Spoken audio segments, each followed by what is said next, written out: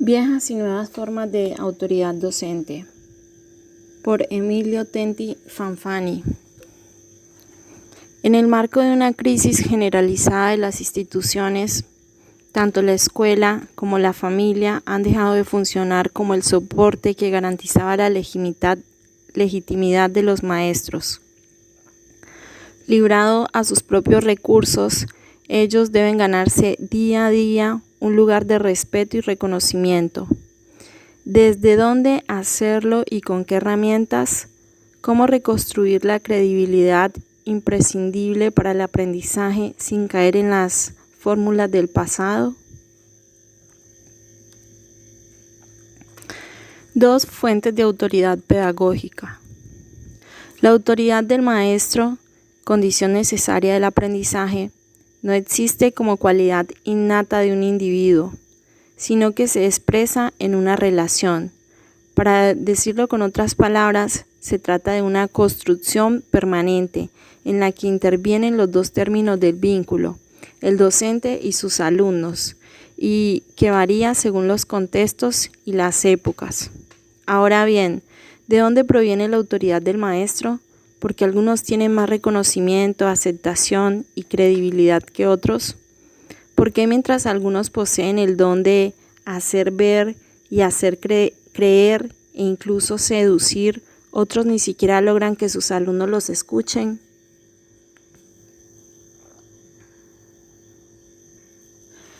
La sociología clásica nos enseñó que la legitimidad del docente surge de dos fuentes.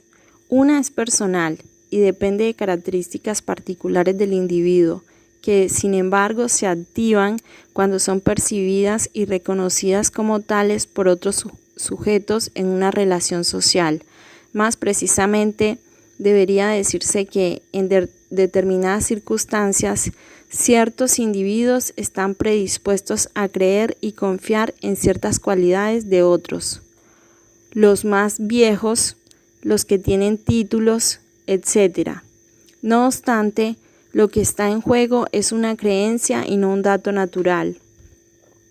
De hecho, en algunos contextos, ser viejo es un descrédito para quienes asocian la edad avanzada a la obsolencia o el atraso, cuando no a la pura y simple inutilidad. Por otro lado, en el origen de los sistemas educativos modernos, la autoridad del maestro se afirma también como una especie de efecto de institución. El acto del nombramiento en un cargo o una cátedra de la escuela oficial, es decir, reconocida por el Estado para ejercer la función educadora. Generaba esa consecuencia casi mágica, transformaba a una persona dotada de rasgos más o menos comunes en una persona digna de crédito, por el solo hecho de estar allí, con la constancia que la habilita en el bolsillo. Frente al curso, el maestro gozaba ya de un respeto particular. La audiencia y el reconocimiento se daban por descontados. Por lo tanto, no debía hacer muchos esfuerzos para convencer o seducir. Es cierto que nunca faltaron los defectos de autoridad, los conflictos, los cuestionamientos de los alumnos. Por otra parte, no todos los docentes recibían el mismo trato. Algunos eran más escuchados, creídos, queridos y respetados que otros. Sin embargo, en la primera etapa del desarrollo de los sistemas educativos modernos, en general la autoridad era más un efecto casi automático de la institución que un mérito personal. ¿Qué es lo que caracteriza hoy la autoridad del maestro y qué diferencias presenta con respecto al pasado? En la actualidad, el caudal de autoridad que cada docente es capaz de construir con sus propios recursos y su habilidad para usarlos tiende a ser cada vez más importante, por varias razones. Las instituciones educativas ya no están en condiciones de garantizarle al maestro funcionario ese mínimo de credibilidad que en otros tiempos le proporcionaban. Así, su trabajo se parece más al de un actor de teatro que debe conquistar y persuadir cotidianamente a su público. Una serie de factores ha incidido en este cambio sustantivo que tanto afecta a la tarea docente. Aquí me voy a referir brevemente a dos de ellos, que me parecen importantes. Uno se vincula con la crisis de las instituciones, el otro con la modificación del equilibrio de poder entre las generaciones. La crisis de la institución escolar.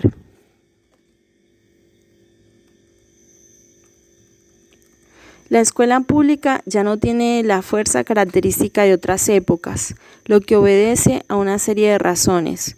En primer lugar, ya no está en condiciones de cumplir con las nuevas expectativas sociales, por los recursos de que dispone y por las estrategias que emplea, no puede satisfacer demandas complejas relacionadas tanto con el desarrollo de los aprendizajes como con la socialización y la formación de las subjetividades libres y autónomas, aptas para ejercer la ciudadanía y todas las actividades creativas, productivas, etc. La escuela, que tiende a crecer y a incorporar proporciones cada vez más grandes de la población y que está presente a lo largo de toda la trayectoria vital de las personas y no solo en las primeras etapas de la vida, se ha convertido en una institución sobredemandada y subdotada. Mientras más se le exige, menos se le da en términos de recursos de todo tipo. Por eso aumenta el número de escuelas pobres y débiles, en especial las que albergan al sector de la población más carenciado y socialmente excluido, a las que se les asigna, al menos verbalmente, funciones cada vez más difíciles de llevar a cabo. Hay quienes piensan que vivimos tiempos de desinstitucionalización,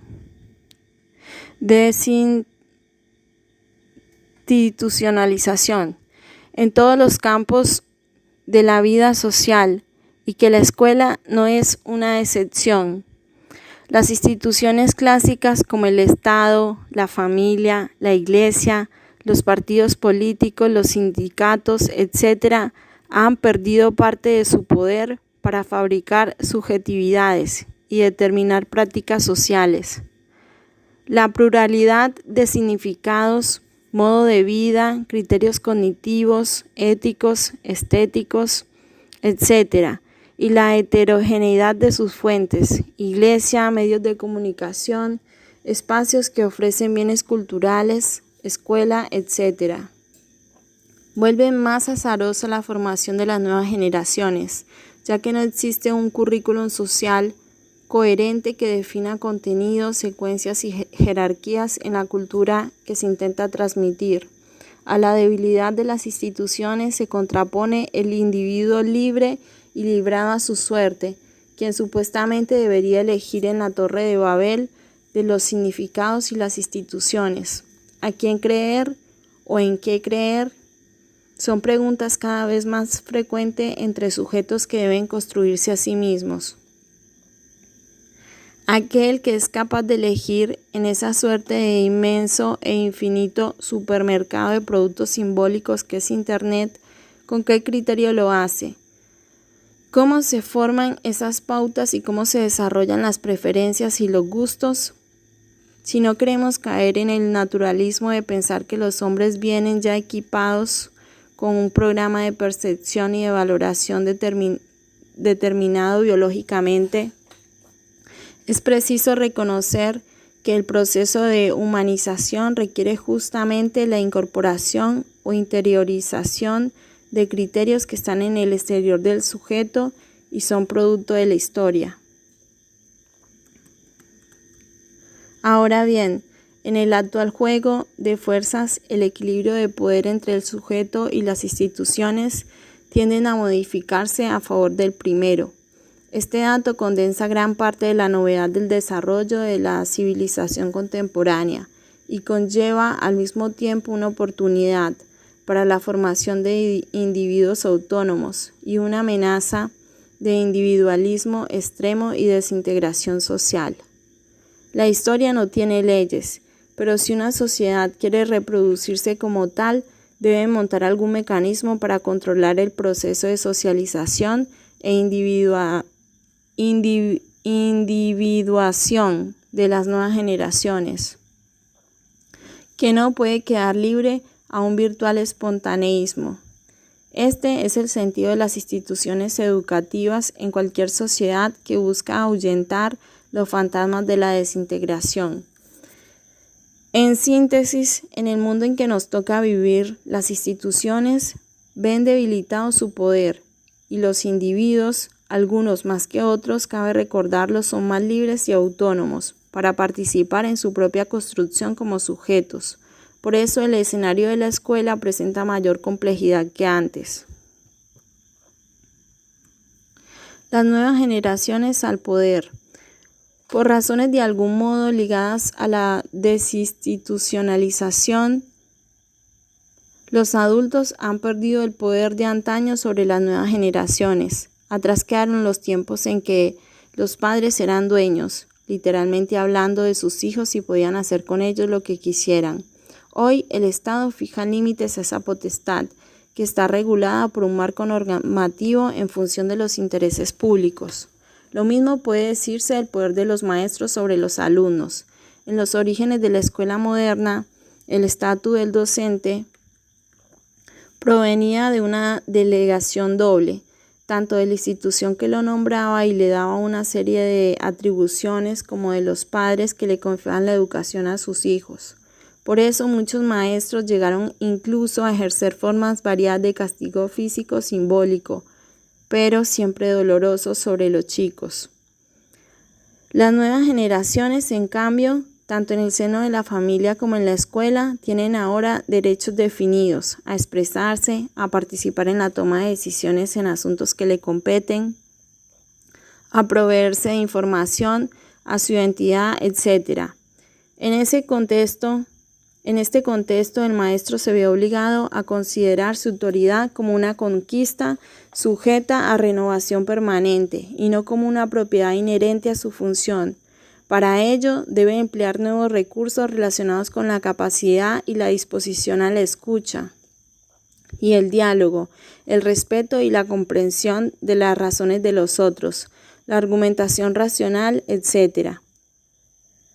La adaptación de las familias y las escuelas a una concepción de la infancia y la adolescencia como portadoras de derechos acarrea muchos dolores de parto.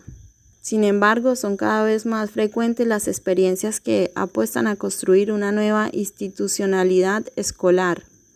En efecto, en muchos casos uno puede encontrarse con alumnos que participan orgánicamente en consejos escolares donde se deciden cuestiones de gran importancia, como contenidos, tiempos, sistemas de evaluación, actividades, uso de recursos, definición de reglas de convivencia y resolución de conflictos. Estas innovaciones no tienen nada que ver con la pérdida de la autoridad de los docentes. Por el contrario, lo que se experimenta son formas diferentes de generar autoridad, adecuadas a las circunstancias.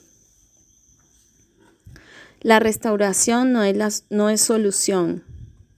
La solución a los problemas actuales no se encuentra en el pasado o en la tradición. Hoy es preciso renovar las instituciones educativas y al mismo tiempo dotar de una nueva profesionalidad a los profesores. Es aquí donde las cualidades de los docentes en sus principales dimensiones culturales y éticas adquieren todo su valor. Y estos atributos no son naturales o simplemente vocacionales, como creen algunos. Tampoco se trata de resolver el problema mediante los tradicionales cursos de perfeccionamiento y actualización docente. El maestro no puede ser un funcionario competente para aplicar un programa curricular y un reglamento. Tampoco sirve capacitarse para dar órdenes e imponer un orden como mediador eficaz entre las nuevas generaciones y la cultura. Debe tener la sabiduría necesaria para motivar, movilizar, interesar y hasta para cautivar y seducir a sus alumnos. Solo una profunda reforma de la formación intelectual y moral y de las condiciones de trabajo de los docentes podrá contribuir a encontrar una respuesta a los nuevos desafíos de la escolarización masiva de los adolescentes.